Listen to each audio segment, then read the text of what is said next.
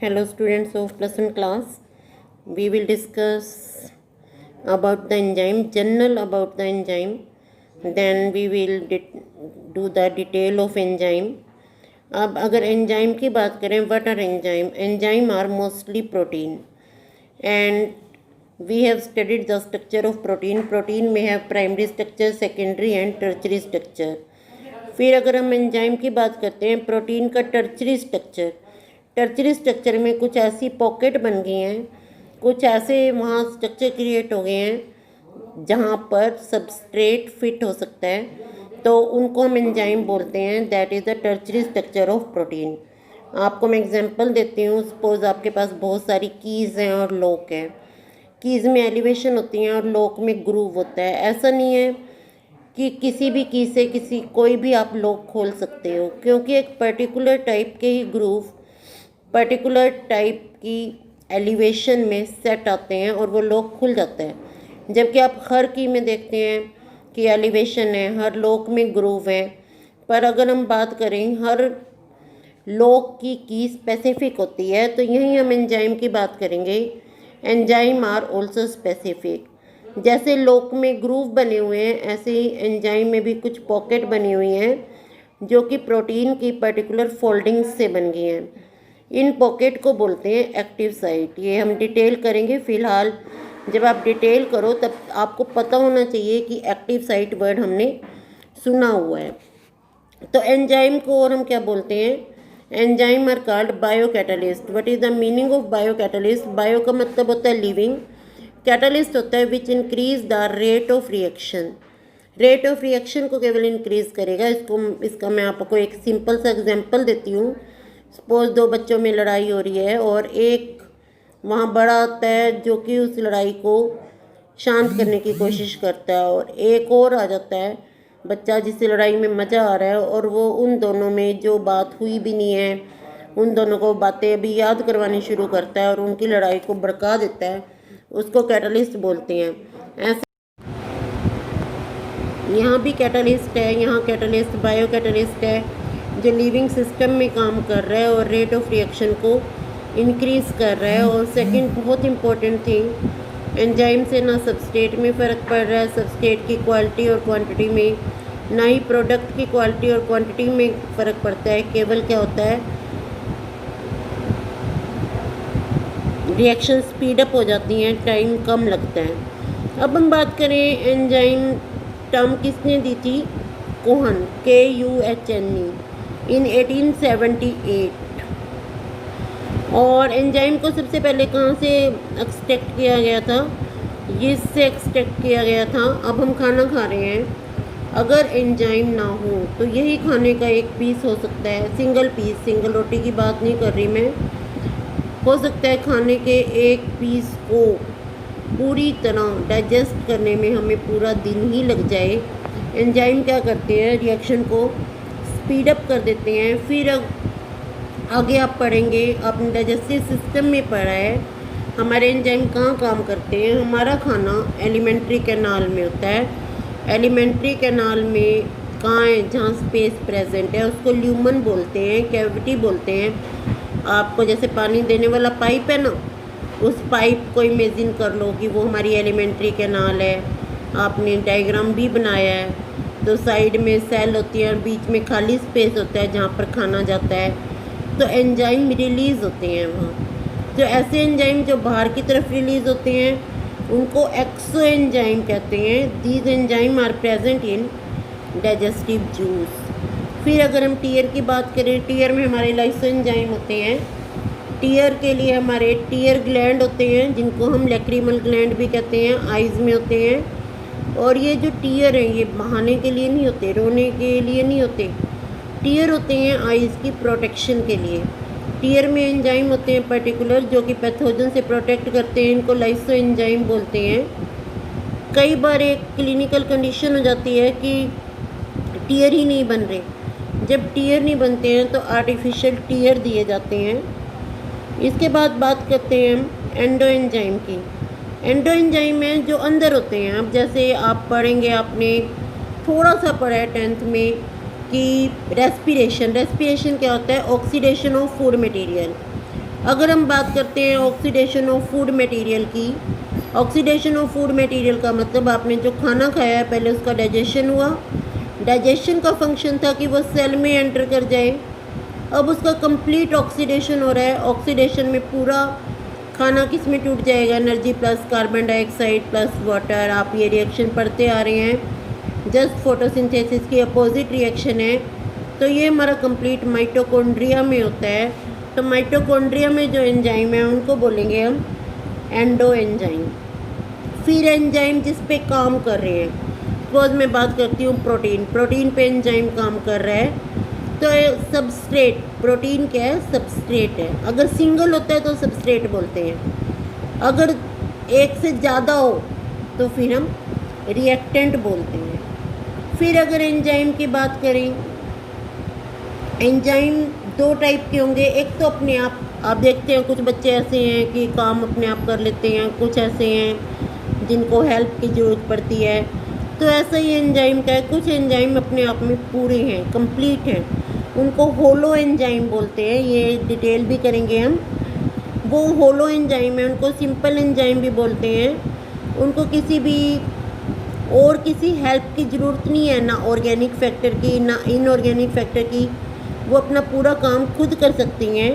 इसके एग्जाम्पल आपने किए हुए हैं पेप्सिन। अब जैसे ही मैंने पेप्सिन बोला आपके दिमाग में आ जाना चाहिए कि पेप्सिन कहाँ सक्रीट होता था, स्टमक में सक्रीट होता था। पेप्सिन क्या करता था, पेप्सिन प्रोटीन डाइजेशन करता था। ट्रिप्सिन, ट्रिप्सिन पेनक्रियाटिक जूस में सक्रीट होता है प्रोटीन डाइजेशन के लिए। यूरिएज, यूरिया पे काम करता है। उसके बाद हम बात करते हैं कंजुगेट एंजाइम। कंजुगेट एंजाइम है जिनमें दो पार्ट होते हैं, एक प्रोटीन पार्ट को एपो एंजाइम बोलेंगे, और एक नॉन प्रोटीन पार्ट होता है, नॉन प्रोटीन पार्ट को बोलते हैं कोफैक्टर। तो अब एपो एंजाइम काम नहीं कर पाता कोफैक्टर की बजाय, बिना उसको कोफैक्टर की ज़रूरत है। कोफैक्टर के कारण ही वो काम कर पाता है। एपो एंजाइम प्लस कोफैक्टर को होलो एंजाइम बोलते हैं। एक्टिव साइट यहाँ जो है वो दोनों के ज्वाइन करने से बनेगी एपो एंजाइम एंड कोफैक्टर, दोनों के ज्वाइन करने से ही एक्टिव साइट बनती हैं। फिर अब कोफैक्टर की बात करें, क्या है, सपोज आपकी बात करें कि आपकी क्लास में कोई बच्चा है, वो अकेला काम नहीं कर पा रहा, पर मेन पार्ट उसी का है, काम उसने करना है, वो एपो एंजाइम है। अब वो साथ में कुछ रखता है जिससे वो काम कर सकता है। हम मोबाइल की बात कर सकते हैं, हम बात कर सकते हैं कि वो चीटिंग कर रहा है, तो वो उसका कोफैक्टर हो गया। तो अब वो बच्चा तभी कंप्लीट होता है क्योंकि उसको शुरू से चीटिंग की आदत पड़ चुकी है। तो यहाँ बात करेंगे एपो एंजाइम और कोफैक्टर दोनों में एक्टिव साइट होंगी। तो ये कोफैक्टर होता क्या है, इट इज़ स्मॉल, हीट के लिए स्टेबल है, क्योंकि अगर हीट से डिस्ट्रॉय होगा तो काम ही नहीं कर पाएगा। It is dialyzable part of conjugate enzyme. अब जो कोफैक्टर है ऑर्गेनिक भी हो सकता है, इनऑर्गेनिक भी। आप कई जगह एंजाइमेटिक रिएक्शन पढ़ते हैं, वहाँ लिखा होता है Mn+2, manganese +2, magnesium +2। Organic cofactor दो टाइप के होते हैं, coenzyme and prosthetic group. This question is very very important from the NEET point of view.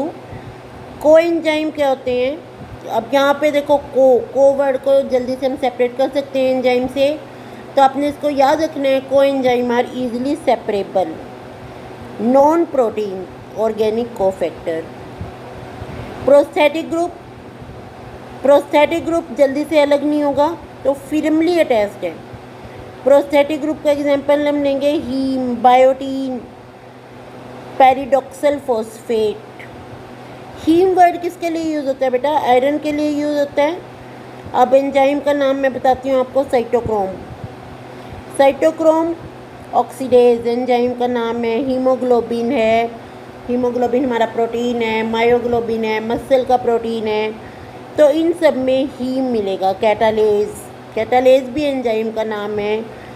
पर ऑक्सीडेज, इन सब में हमें हीम मिलता है। तो हीम क्या है, हीम एक कोफैक्टर है जिसके बिना ये काम नहीं कर सकते। हीमोग्लोबिन का आपको सिंपल सा एग्जांपल देती हूँ। हीमोग्लोबिन का काम है ऑक्सीजन को ट्रांसपोर्ट करना, हीम की हेल्प से करता है। हीमोग्लोबिन में जो ग्लोबिन पार्ट है that is protein.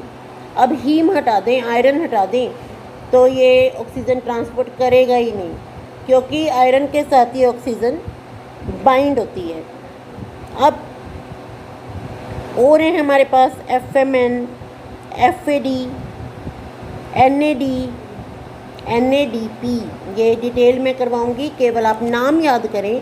FMN, F से बना फ्लेविन, M से मोनो, N से nucleotide, flavin mono nucleotide. FAD, flavin adenine di nucleotide. अब आपने बेटा पढ़ा है डाइजेशन में भी बायोमोलिक्यूल में न्यूक्लियोटाइड क्या होता है। Nucleotide is made up of nitrogen base plus sugar plus phosphate. हम बात करते हैं FMN, flavin mono nucleotide.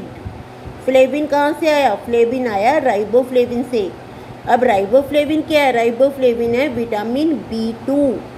Vitamin B2 से फ्लेविन आया। मोनोन्यूक्लियोटाइड, फ्लेविन क्या है? नाइट्रोजन बेस है यहाँ पर, जैसे आपने एडेनिन किए हैं, ग्वानिन किए हैं। मोनोन्यूक्लियोटाइड, मोनोन्यूक्लियोटाइड का मतलब इसके पास एक शुगर होगी और एक फॉस्फेट होगी। अब मैं दूसरे की डिस्क्रिप्शन आपको बताती हूँ। फ्लेविन एडेनिन डाई न्यूक्लियोटाइड, यहाँ फिर फ्लेविन वही है जो कि राइबोफ्लेविन से आया, पर यहाँ एक और नाइट्रोजन बेस आ गया जो आप ATP में करते हैं, adenine. Flavin adenine di nucleotide का मतलब एक न्यूक्लियोटाइड फ्लेविन के साथ बना और एक न्यूक्लियोटाइड एडेनिन के साथ बना। अब हम बात करते हैं NAD, nicotinamide. NAD nicotinamide adenine di nucleotide. Nicotinamide कहाँ से आया बेटा? ये विटामिन B3 से आया, जिसको हमने क्या बोला? नाइसिन। एडेनिन वही है। डाई न्यूक्लियोटाइड का मतलब निकोटिनामाइड के साथ एक शुगर और एक फॉस्फेट है, सेम। एडेनिन के साथ भी एक शुगर और एक फॉस्फेट ग्रुप प्रेजेंट है। तो ये कोएंजाइम के एग्जांपल हैं। फिर अगर हम बात करते हैं एंजाइम की, जो रिएक्शन एक पर्टिकुलर टेम्परेचर पे होती हैं, क्योंकि सपोज आपको एक प्लास्टिक दे दें और आपको कहीं इस प्लास्टिक की चेयर बना दो, छोटी सी, बड़ी नहीं, और आपको ये बोला जाए कि 40 डिग्री पे प्लास्टिक मेल्ट हो जाएगा, तो चेयर की शेप मेंटेन रहे, इसलिए आप उसको कहाँ रखोगे? आप उसको उस जगह रखोगे जहाँ टेम्परेचर 40 से कम है। अगर आप उसको धूप में रख देते हो, क्या होगा? जो फोल्डिंग्स आपने दी हैं, जहाँ से फोल्ड करके चेयर को बनाया है, वो सारी फोल्डिंग ख़राब हो जाएंगी, चेयर का स्ट्रक्चर सारा डिस्टर्ब हो जाएगा। ऐसे ही जो एंजाइम बने हैं, tertiary structure of protein folding से बनता है। इस फोल्डिंग में डिफरेंट बॉन्ड बने हैं, यहाँ बॉन्ड जो है वो फोल्ड में हेल्प कर रहे हैं। जैसे हम प्रोटीन को ज़्यादा हीट करते हैं, बॉन्ड टूट जाते हैं और प्रोटीन का स्ट्रक्चर डिस्टर्ब हो जाता है, ख़त्म हो जाता है। फॉर एग्जांपल, आपने अगर एग आप खाते हो, नहीं खाते तो भी आपने देखा होगा, एग में एक लिक्विड प्रोटीन होता है जिसको एल्ब्यूमिन